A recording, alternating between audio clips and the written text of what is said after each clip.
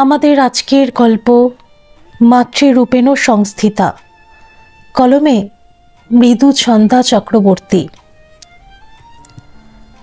যেদিন কল্পনা আর কুশল বাড়ি বিক্রি করে ফ্লোরিডাতে নতুন বাড়ি কেনে, সেদিনই কল্পনা অর্ককে একটি ইমেল পাঠায়। তাদের সে পরিষ্কার করে লেখে যে তারা দুজনেই একসাথে অধ্যাপনার চাকরি থেকে অবসর নিয়েছে। এবার তারা একটু গরম জায়গায় থাকতে চায়, তাই ফ্লোরিডা তাদের জন্য ঠিক জায়গা। তাতে কল্পনা নিজের ছেলেকে জানিয়েছে যে তাকে অনেক দিন দেখেনি। শেষে সে ওদের ফ্লোরিডার নতুন বাড়ির ঠিকানাও দিয়ে দেয়। তার মনের কোণে তবুও এখনো ক্ষীণ আশা অর্ক আসবে, তাদের সঙ্গে দেখা করবে। কিন্তু অর্কর থেকে কোনো উত্তর পায়নি সে, বা অর্ক আসেনি। অর্ক কল্পনা ও রাজীবের ছেলে। রাজীব নাসার বিজ্ঞানী ছিল। অর্কর জন্মের কয়েক বছর আগেই কল্পনা আর রাজীবের বিয়ে হয়। তারা দুজনেই কলকাতায় জন্মেছে এবং বড় হয়েছে। রাজীব প্রেসিডেন্সি কলেজ থেকে স্কলারশিপ নিয়ে সোজা চলে আসে MIT-তে। তারপর একসময় নাসাতে চাকরি পাওয়ার পর এখানে আমেরিকাতেই স্থায়ী হয়েছিল। সে সময় তার মা এক বন্ধুর মুখে কল্পনার কথা জানতে পারেন। কল্পনা ছিল স্বর্গের অপ্সরার মতন সুন্দরী, মা বাপের একমাত্র মেয়ে। সে তখন যাদবপুর ইউনিভার্সিটি থেকে ইংলিশ নিয়ে পড়ছে আর নিজে ভরতনাট্যমের পারদর্শিনী। কল্পনা সে সময় বিয়েতে খুব একটা ইচ্ছা ছিল না। সে চেয়েছিল PhD শেষ করে বিয়ে করবে। কিন্তু ঠিক তার কিছুদিন আগে মধ্যবিত্ত পরিবারে তার বাবার একবার হার্ট অ্যাটাক হয়েছে। তাই তার মা বাবা তাকে বিয়েতে রাজি করান। তবে কল্পনার শর্ত ছিল যে আমেরিকা গিয়ে শুধু সংসার করবে না, সে তার রিসার্চও চালিয়ে যাবে। রাজীবের মা বাবা এবং রাজীব তাতে রাজি হয়েছিল। তাহলে তো তার আর আপত্তির কিছু রইল না। বিয়ের আগে দুবার রাজীবের সঙ্গে কল্পনা বাইরে দেখা করেছে। রাজীব তাকে রেস্টুরেন্টে নিয়ে গিয়ে খাইয়েছে। তার মন্দ লাগেনি রাজীবকে। বেশ ভদ্র, সভ্য, আর সব থেকে বড় কথা হলো খুবই সুপুরুষ মনে হয়েছিল তাকে কল্পনার। অতএব শুভ দিন দেখে এক শীতের সন্ধ্যায় গোধূলি লগনে কল্পনা রাজীবের শুভ পরিণয় সম্পন্ন হলো। বিয়ের 10 দিনের মাথায় কল্পনার স্বামীর সঙ্গে পাড়ি দিল এক অজানা অচেনা দেশে। আমেরিকা যাবার সময় কল্পনা নিজের শাড়ির জামা কাপড়ের থেকে বেশি খেয়াল রেখেছিল যেন তার ঘুঙুর ওর সঙ্গেই যায়। তার খুব প্রিয় রবার্ট ফ্রস্টের কবিতার একটা কালেকশনও সঙ্গে নিয়েছিল, আর লুকিয়ে নিয়েছিল কিছু আমসত্ত্ব আর কুলের আচার। কাস্টমসে এসে নিয়ে একটু ঝামেলা করলেও তারা ওদের সেগুলো নিয়ে যেতে দেয়। অবশেষে কলকাতা থেকে সোজা এসে ওরা ওঠে রাজীবের ওয়াশিংটন ডিসির ছোট বাড়িতে। ওদের পাড়া প্রতিবেশীদের নজরে পড়ে নতুন এই দম্পতিকে। কল্পনার চালচলন ছিল কবিতার মতো এবং তার চোখ ছন্দ ও আবেগে ভরা জীবনের স্বপ্নে জলজল করত। কল্পনার সৌন্দর্য কেবল তার সূক্ষ্ম বৈশিষ্ট্যের মধ্যে ছিল না, বরং সে যেভাবে ঘোরাফেরা করত যে কেউ তার দিকে ফিরে তাকাতো। তার মধ্যে সৌন্দর্য ছাড়াও একটা আকর্ষণীয় ভাব ছিল। আমেরিকা আসার কয়েকদিনের মধ্যেই সে খোঁজখবর নেয় কিভাবে নিজের পড়াশোনা এবং রিসার্চ আবার শুরু করতে পারে। উইকেন্ডে ওরা এদিক ওদিক ঘুরত, আর বাকি 5টি দিন বিভিন্ন জায়গায় ঘুরতে যেত। চেরি ব্লসম দেখতে যেত আর আশেপাশের সমস্ত জায়গা ঘুরে বেড়াতো। এইভাবে 2 বছর ম্যাজিকের মতন কেটে গেল। তারপর শুরু হলো কল্পনার ডিসার্টেশন লেখা। সে সময়টা একটু চাপ হয়ে গিয়েছে তার জন্য। নবদম্পতির আনন্দ আর উল্লাসের মাত্রা কমেনি। সে সময় রাজীবকে মাঝে মাঝে কাজের জন্য বিভিন্ন ট্রিপেও যেতে হতো। একটা সময় আসলো কল্পনার থিসিস শেষ হলো আর সে PhD ডিগ্রি পেল। এর মাঝে যখনই সময় পেয়েছে সে তার নাচ বন্ধ করেনি। যেখানে সুযোগ পেয়েছে নিজের নৃত্য পারদর্শিতা দেখিয়েছে। ডিগ্রি পাবার পর সে ইউনিভার্সিটিতে পড়াতে শুরু করে আর তার সঙ্গে আশেপাশের মেয়েদের নাচ শেখায়। একদিন নাচ শেখানোর পর বাড়ি ফেরার সময় গাড়িতে খুব শরীর অবসন্ন লাগছিল। দুদিন বেশ খারাপ লাগছিল। তারপর তৃতীয় দিন ডাক্তারের শরণাপন্ন হলো। ডাক্তার তাকে সুখবরটি দিলেন, কল্পনা মা হবে। এরপর কল্পনার জীবন একটি আনন্দপূর্ণ এবং অপ্রত্যাশিত মোড় নেয়। কল্পনার লেখা কবিতার ছন্দ, নাচের সুর এবং রাজীবের গবেষণার সমীকরণের মধ্যেই তাদের প্রেম ফুটে উঠেছিল। অবশেষে সেই প্রেম রূপান্তরিত হয় তাদের জীবনে অর্কর আগমনের সঙ্গেই। ওরা দুজন এমন একটি ভবিষ্যতের কথা ভেবেছিল যেখানে নৃত্য এবং বিজ্ঞান একত্রিত হবে। দিনটা ছিল বড় আনন্দের। বাড়ি ফিরেও কলকাতায় মা বাবাকে খবরটি জানায়, আর রাজীব জানায় তার মা বাবাকে। কল্পনার হৃদয় আনন্দে নেচে উঠেছিল যখন সে তার ছেলেকে প্রথম কোলে নিয়েছিল নার্সের হাত থেকে। কিন্তু মানুষের জীবনে আনন্দ বেশি দিন থাকে না, তাই জন্মের কয়েক ঘন্টার মধ্যেই কল্পনা এবং রাজীব জানতে পারে যে তাদের নবজাত পুত্রটির কনজেনিটাল ডিসঅর্ডার বা জন্মগত ব্যাধি আছে। অর্ক হয়তো কোনোদিন তাদের কথা শুনতে পাবে না, আর সেজন্য হয়তো কথাও বলতে পারবে না বা দেরিতে কথা বলবে। তাছাড়া তার এপিলেপসি হবে এবং তা কোনো কোনো সময় সাংঘাতিক আকার ধারণ করতে পারে। সন্তানের জন্ম দেওয়া খুব একটা সহজ ব্যাপার নয়। এতে সব মেয়েরাই খুব ক্লান্ত হয়ে পড়ে। কল্পনার বুকটা ভেঙে গেছিল চিকিৎসকের এই সাংঘাতিক সতর্কবাণী শুনে। তার রোগ চেপে গেছিল যে সে তাদের ভুল প্রমাণ করবে। প্রতিদিন নিজের ভেতর নিজে লড়াই করে গেছে, আর নিজেকে জিজ্ঞেস করেছে গর্ভাবস্থায় সে কি কোনো ভুল করেছিল। সে তো নিজের যত্ন নিতে ভোলেনি। সব সময় নিয়ম করে খাওয়া দাওয়া, ঘুম, হাঁটা চলা সব ঠিক করেই করেছে। শিশুটির জন্মের পর থেকে তাকে অহরহ লড়াই করতে হয়েছিল। মা হয়ে সে নিজের ক্লান্তিকে উপেক্ষা করে তাদের জানাশোনা বন্ধু বান্ধবদের এই খবরটি জানায়। তাদের মধ্যেই কিছু হিতৈষী বন্ধু রাজীব ও কল্পনাকে সাহস দেন। কল্পনার স্বামী নাসার একটি খুব গুরুত্বপূর্ণ পদেই ছিল, তাই তাকে সারাক্ষণ খুব ব্যস্ত থাকতে হতো।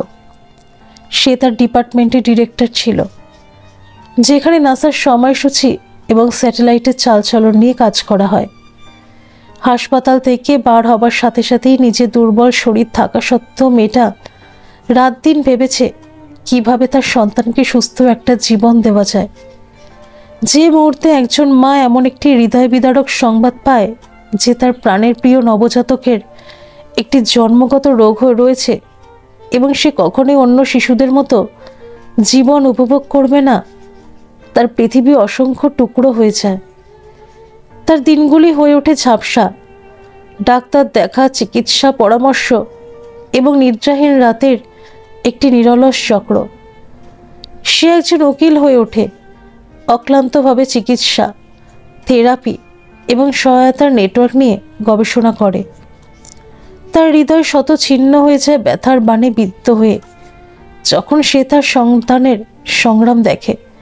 প্রতিটি মাইল ফলক মিস করা, প্রতিটি স্বপ্ন পরিবর্তিত হতে দেখে। তখন সে বোবা হয়ে যায়। রাতগুলো কান্না, অসহায় প্রার্থনা এবং নীরব চিৎকারে ভরে ওঠে।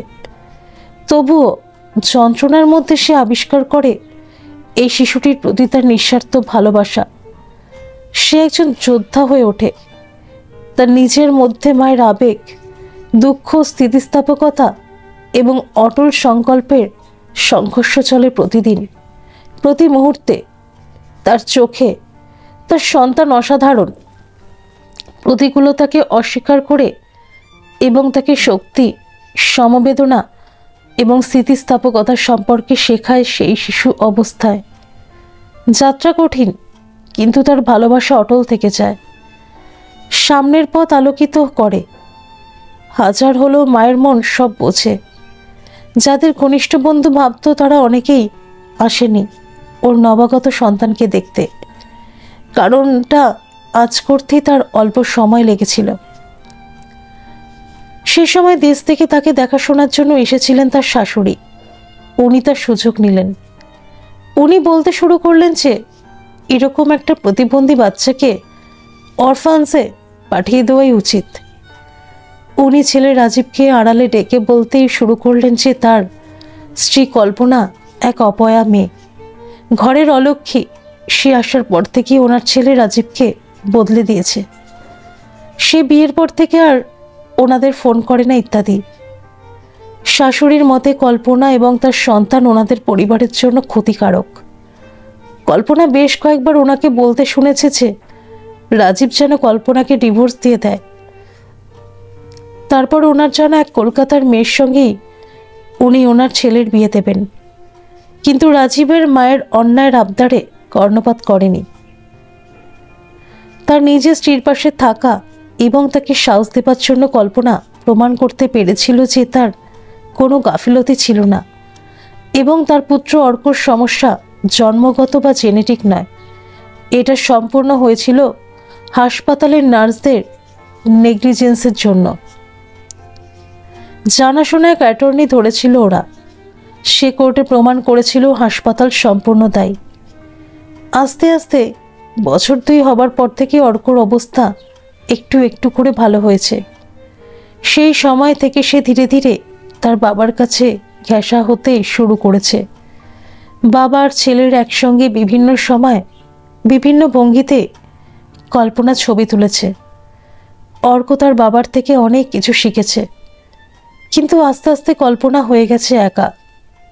তাতে অবশ্য তার কোনো অভিযোগ ছিল না।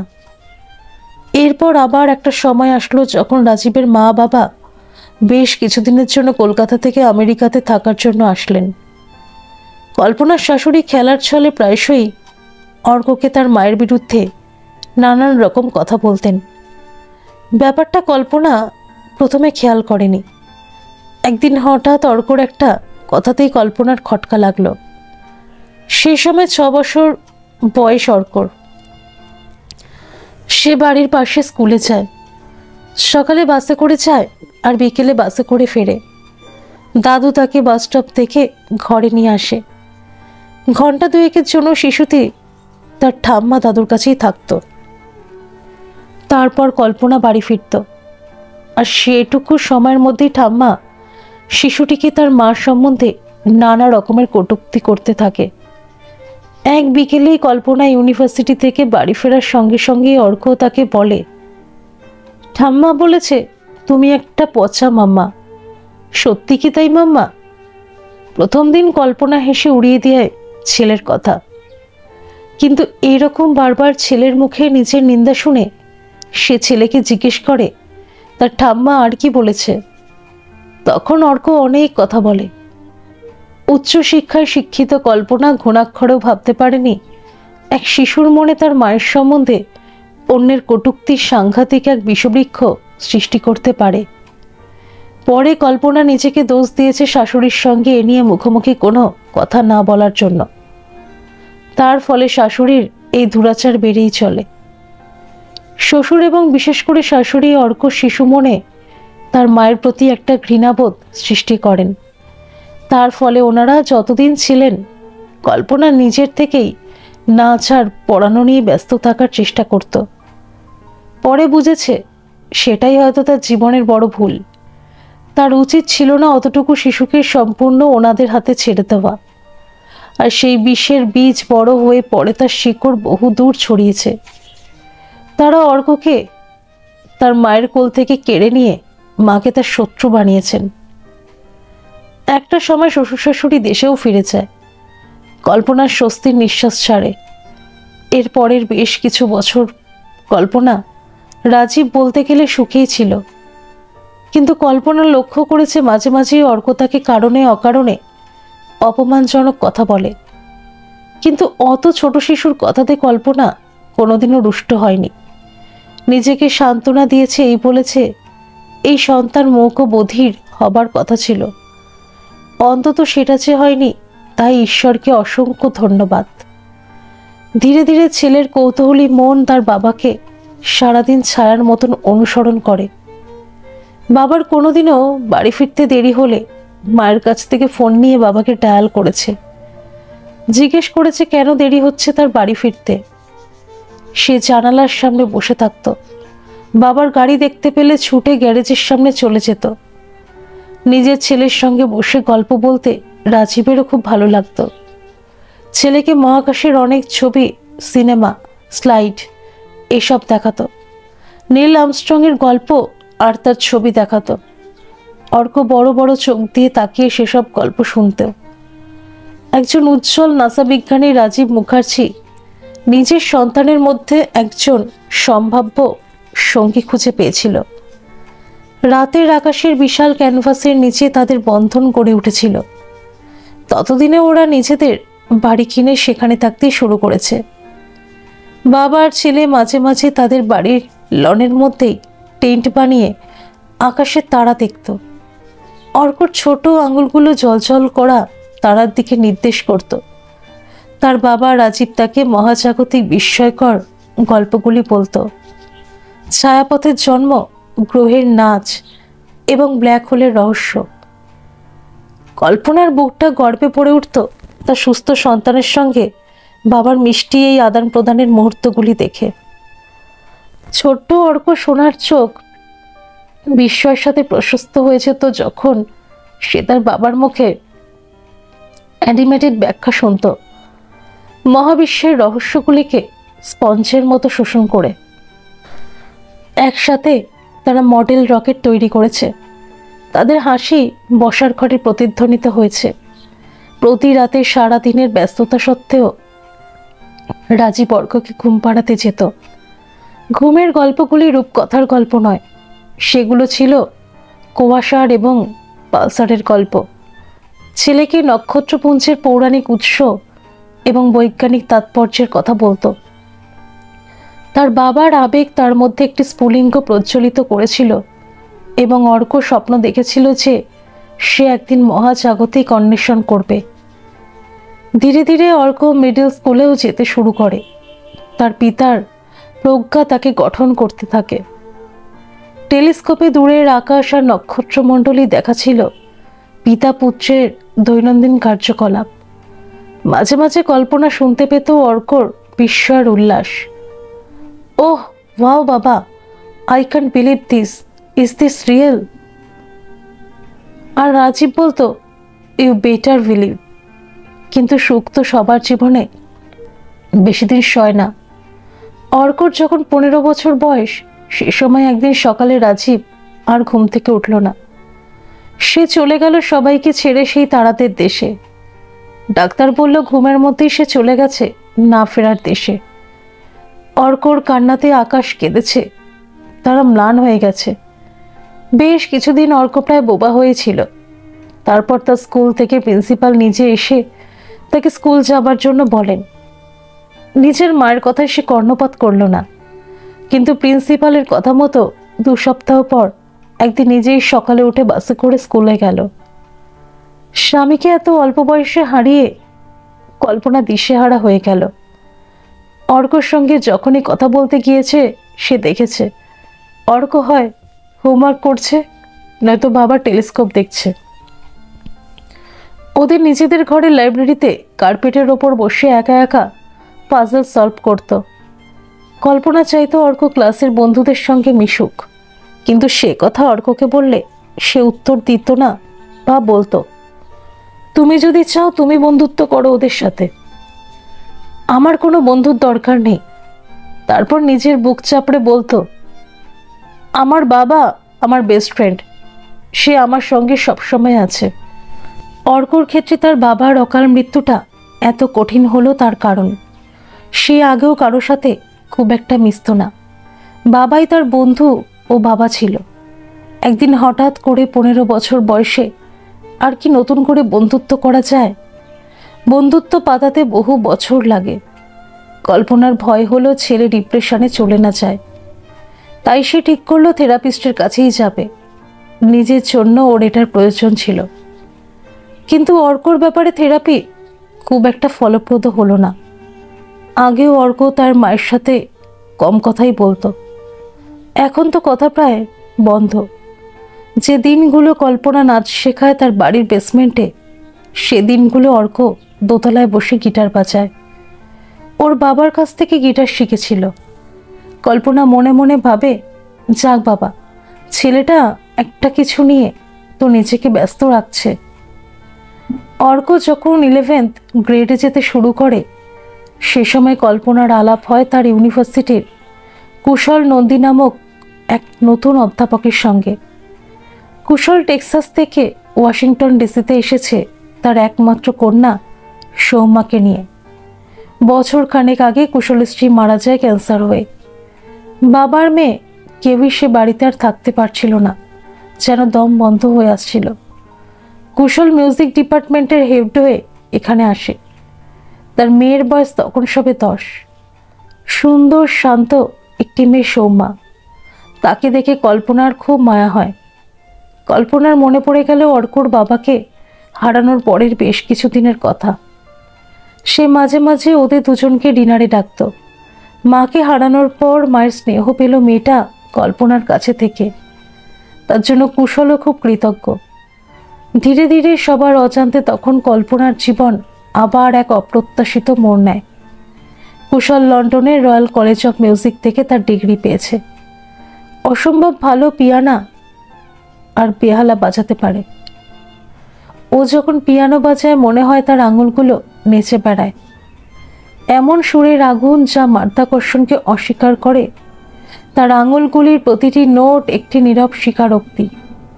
কল্পনা বুঝতে পেরেছিল যে কুশলের কৃতজ্ঞতা তার ভালোবাসার একটি সিম্ফনি, অব্যক্ত অথচ অনুরণিত। তাদের সংযোগটি ছিল বৈদ্যুতিক এবং কল্পনার হৃদয়ে ঝড়ে বিধ্বস্ত প্রজাপতির মতো ভেসে উঠল। কিন্তু প্রথম আপত্তি আসে অর্কর দিক থেকে। অর্ক সহ্য করতে পারেনি যে তার মা অন্য কাউকে সময় দেবে বা স্নেহ আর ভালোবাসা দেবে।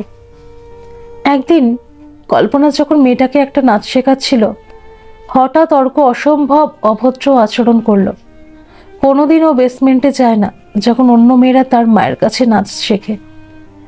সেদিন হঠাৎ নিচে গিয়ে চিৎকার করে বলল, তুমি কি ভুলে গেছো যে আমি স্কুল থেকে আসলে আমার খিদে পায়, আমার একটু স্ন্যাক্স দরকার। বাইরের লোকের সঙ্গে তুমি এত সময় কাটাও কেন? কল্পনা নিজে ভীষণ অস্বস্তিতে পড়ে গেছিল। তাছাড়া সৌম্যাও তো ছোট নয়। সে খুব ভালো বুঝতে পারেছে অর্ক তাকে পছন্দ করে না। সেও অর্কর ব্যবহারে একটু অবাক হয়ে গেছিল। কল্পনা বুঝতে পেরেছিল অর্ক এতদিন একা মায়ের স্নেহ ভালোবাসা পেয়ে এসেছে। অন্য কারোর সাথে তা ভাগ করে নিতে হয়নি। এখন তার ঈর্ষা হচ্ছে। তাইও বিন্দুমাত্র না রেগে মুচকি হেসে ছেলেকে বলল, অর্ক, তুমি বাচ্চা নাও কিংবা এবাড়ির গেস্ট নাও, তুমি খুব ভালো জানো স্ন্যাক্স কোথায় থাকে। প্যান্ট্রি থেকে যা খেতে ইচ্ছে হয় খাও। তোমার জন্য আজকে তোমার ফেভারিট অরেঞ্জ ড্রিঙ্ক এনেছি, সেটা খেতে চাইলে খেও। সেদিন রাতে ডিনারের সময় কল্পনা ছেলেকে বলল সে যেন আর কোনোদিন সৌম্যা বা অন্য কারোর সামনে তাকে এরকম হেনস্থা না করে। অর্ক তাচ্ছিলের ভঙ্গিতে কাজ চাকালো। কল্পনা সাবধান করলো ছেলেকে, আমি কিন্তু তোমাকে সাবধান করছি, তুমি বাইরের লোকের সামনে আমার সঙ্গে এরকম অসভ্যতা করবে না। এরপর একদিন অর্ক তার মাকে তার এবং কুশলের বয়সের পার্থক্য নিয়ে উপহাস করে বলল যে কুশলের সঙ্গে তার বন্ধুত্ব নিয়ে তার কোনো আপত্তি নেই, কিন্তু তাকে সে কোনোদিনও বাবা বলে মানতে পারবে না। তারা যদি গাঁটছড়া বাঁধার কথা ভাবে তাহলে তার বন্ধুরা তাকে নিয়ে ব্যঙ্গ বিদ্রূপ করবে, কারণ কল্পনা বয়সে কুশলের থেকে বড়। সেদিন সে আবার তার মুখ খুলেছিল, তোমার কোন বন্ধুদের কথা বলছো? কোথায় ছিল তারা এতদিন, যখন আমি একা লড়াই করে গেছি দিনের পর দিন তোমার বাবাকে হারানোর পর তোমার ভালোর জন্য? বলো আমাকে, কোথা থেকে এলো তারা আজ হঠাৎ করে? কল্পনা তার অনুভূতি দমন করতে রাজি ছিল। তার ছেলের জন্য নিজের সুখ বিসর্জন দিতেও দ্বিধা করেনি। এরপর একটা সময় আসে যখন কল্পনা মনে করে তার ছেলেকে জানানো দরকার তাদের সম্পর্কের কথা। কিন্তু অর্ক অদ্ভুত আচরণ করতে শুরু করে। কুশল আর নিজের মায়ের মিলন অর্ক মেনে নিতে পারেনি। সে বিভিন্নভাবে কল্পনার কুশলকে অপমান আর ব্যঙ্গ করতেও ছাড়েনি। কুশল তার সাথে যতই ভালোভাবে কথা বলতে চেষ্টা করেছে, অর্ক ততবার তাকে তাচ্ছিলের স্বরে কিছু না কিছু বলেছে। আপনি নিজেকে আমার বাবা মনে করবেন না, এই বাড়ি আমার বাবার, তাই আপনারা দুজনে গিয়ে নিজেদের বাড়ি কিনে সেখানে থাকুন, আমাকে এখানে একা শান্তিতে থাকতে দিন। নিজের ছেলের এরকম ঔদ্ধত্য দেখে কল্পনা নিজে প্রতিদিন লজ্জা আর ঘৃণায় কুঁকড়ে যাচ্ছিল। আজ পর্যন্ত ছেলেকে কোনো কিছুতে বাধা দেয়নি, যা চেয়েছে তাই দিয়েছে, কিন্তু তার মানে এই নয় যে সে মুখে যা খুশি তাই বলবে কুশলকে। বিদ্রোহের তীক্ষ্ণ ঘ্রাণ এবং হতাশায় মুখের ভিতরেটা ধাতব একটা স্বাদ অনুভব করেছিল কল্পনা। সেদিন সে কুশলের অপমানিত আর লাঞ্ছিত মুখটা দেখে শিউরে উঠেছিল। বুঝেছিল ছেলেকে এবার শাসন করা দরকার, কিন্তু তার মুখ দিয়ে শুধু বার হয়েছিল অর্ক। মনে হয়েছিল একটা হুঙ্কার, তার মধ্যে ছিল সাংঘাতিক শক্তি। অর্ক ভয় পেয়ে গেছিল। তার 2 দিন পর সে নিজের ইচ্ছায় বাড়ি ছেড়ে চলে গেছিল। নিজে কোনোদিনও মায়ের কাছে ক্ষমা চায়নি। সে ছিল নিউ ইয়র্কে নিজের ইউনিভার্সিটির ডর্মে। মাঝে মাঝে ছুটিতে বাড়ি এসেছে, মায়ের সঙ্গে কম কথা বলেছে। যখন টাকার দরকার হয়েছে কল্পনা তাকে তা দিয়েছে। তারপর একটা সময় সে পিএইচডি করতে শুরু করে অ্যাস্ট্রোফিজিক্সের ওপর। সে সময়টা খুব কম বাড়িয়ে এসেছে, ধীরে ধীরে বছরে 2-1 বার বাড়ি এসেছে। তবুও ভালোবাসা অবিরাম। কল্পনার মধ্যে মাঝে মাঝে কুশল ক্লান্তি দেখতে পায়। অর্কর এই অদ্ভুত আচরণ তার মাকে গভীরভাবে আঘাত করে। সে নাচের প্রতি তার উৎসাহ হারিয়ে ফেলতে বসেছে। সৌমা তাকে যেন আবার জেগে ওঠার জন্য নাচ শিখতে চায়। কুশল একটা পিস কম্পোজ করে গ্রিক পুরাণের মেডুসার গল্প নিয়ে, যা এত বছর ধরে কল্পনা তার ছাত্রছাত্রীদের শিখিয়েছে নিজের সাহিত্যের ক্লাসে। অবশেষে কল্পনা আবার তার জীবনী শক্তি ফিরে পায়। কুশল তার পিছু নিল, তাকে সুরের মূর্ছনায় বেঁধে ফেলল, যা তাদের ভাগ করা আবেগের প্রতিধ্বনি। কল্পনার হৃদয় দোদুল্যমান, কর্তব্য এবং ইচ্ছার মধ্যে ছিন্ন। কুশলের স্পর্শের উষ্ণতার জন্য আকুল হয়েছিল। এমন একটি প্রেমের প্রতিশ্রুতি যা রীতিনীতিকে অস্বীকার করেছিল। একটা সময় আসে যখন কল্পনা অর্ককে ইমেল করে, কারণ তার মনে হয় অর্কর জানা দরকার যে তার মা এখন থেকে আর একা থাকবে না। খুব শীঘ্রই কুশল এবং সৌম্যাও তার সঙ্গেই থাকবে। কল্পনা অর্ককে জানিয়েছিল যে খুব শীঘ্রই সে এবং কুশল শপথ বিনিময় করতে চলেছে। সে খুব ভালো জানে যে অর্কর এই বিয়েতে ঘোর আপত্তি। মা হিসেবে সে তাকে শুধু এটুকুই বলতে চায় যে তাদের ভালোবাসায় কোনো অশ্রদ্ধা নেই, বরং এটি তাদের স্থিতিস্থাপকতার একটি প্রমাণ। কুশল তার বাবার জায়গা কোনোদিনও নেবে না। সে যেন মনে রাখে যে তার বাবা রাজীব ছিলেন কল্পনার বেস্ট ফ্রেন্ড।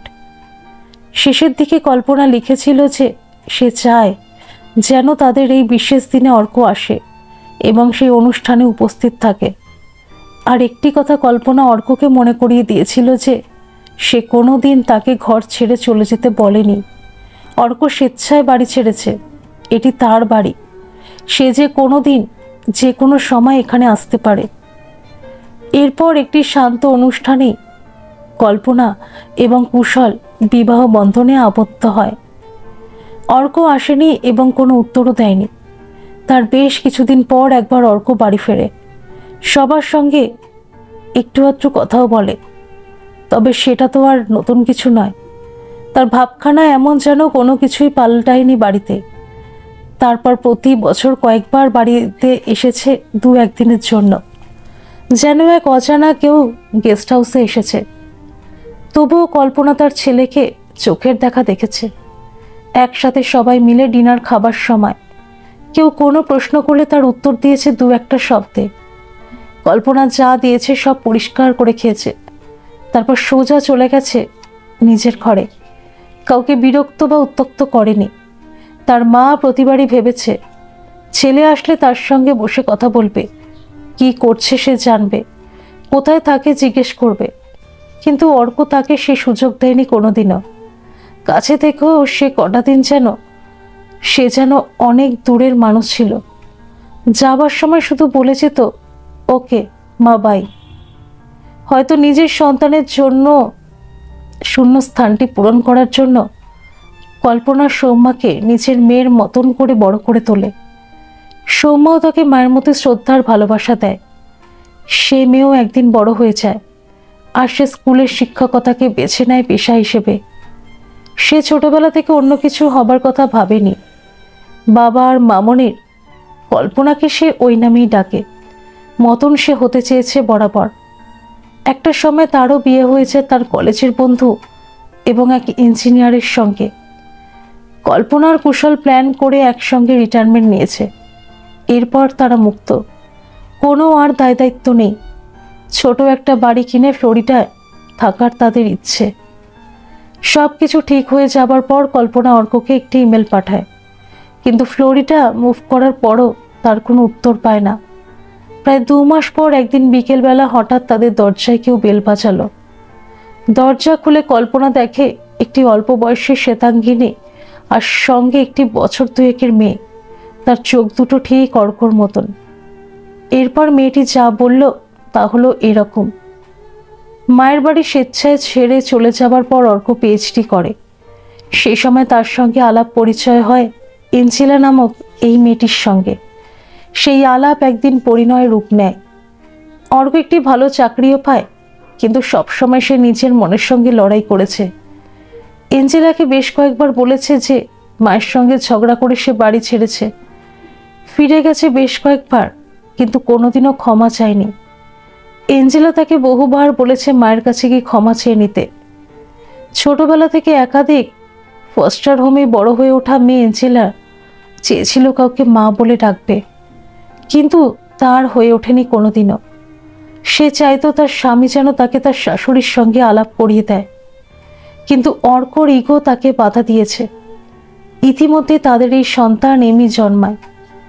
এমি জন্মানোর কিছুদিনের মধ্যেই অর্ক জানতে পারে তার স্টমাক ক্যান্সার হয়েছে। অর্ক আর এঞ্জেলার সব স্বপ্ন ধীরে ধীরে মিলিয়ে যেতে থাকে। কঠিন এই অসুখের সঙ্গে অর্কের লড়াই শেষ হয় মাস 4 আগে। সে এঞ্জেলার কাছে রেখে যায় তাদের প্রেমের একমাত্র নজির এই ছোট শিশুটি। এসব বলতে বলতে এঞ্জেলা কাঁদতে থাকে আর কল্পনাও কাঁদে। এঞ্জেলা ভালো চাকরি করে, কিন্তু তার সন্তানকে সে তার বাবার জায়গা পূরণ করে দিতে পারেনি। তাকে একাই এই ছোট শিশুটিকে মানুষ করতে হচ্ছে। অর্ক মারা যাবার পর এঞ্জেলা অনেকদিন তার ইমেল চেক করেনি। কোনো কারণ ছিল না। কদিন আগে হঠাৎ মনে হওয়াতে সে ইমেল খুলে দেখতে পায় কল্পনার এই চিঠি। সে আজ এখানে এসেছে তার শাশুড়ি মায়ের সঙ্গে দেখা করতে আর তাদের সন্তান এমিকে তার ঠাম্মার সঙ্গে পরিচয় করিয়ে দিতে। সব কথা শুনে কল্পনা তার নাতনিকে কোলে নেয়, আর সেই প্রথম সাক্ষাতের আবেগের বন্যা তাকে আবিষ্ট করে। সেই মুহূর্তে কল্পনার মনে হলো আবার নতুন করে তার ভালোবাসার সময় এসেছে। অর্ক যেন তার কাছে ফিরে এসেছে। অতীতের অপমান আর যন্ত্রণা সত্ত্বেও কল্পনা তার 2 বাহু খুলে ভবিষ্যৎকে আলিঙ্গন করতে দ্বিধাবোধ করে না, কারণ সে যে এক মা। সে আজ এঞ্জেলেরও মা। ধন্যবাদ সকল বন্ধু। এই গল্পটা যদি আপনাদের ভালো লেগে থাকে তাহলে অবশ্যই একটা লাইক করে দেবেন, আর এই চ্যানেলে নতুন হয়ে থাকলে চ্যানেলটিকে সাবস্ক্রাইব করে আমার পাশে থাকবেন, আর পাশে থাকা বেল আইকনটিকে প্রেস করে দেবেন যাতে সমস্ত গল্পের নোটিফিকেশনগুলো সবার প্রথমে আপনাদের কাছে পৌঁছে যায়।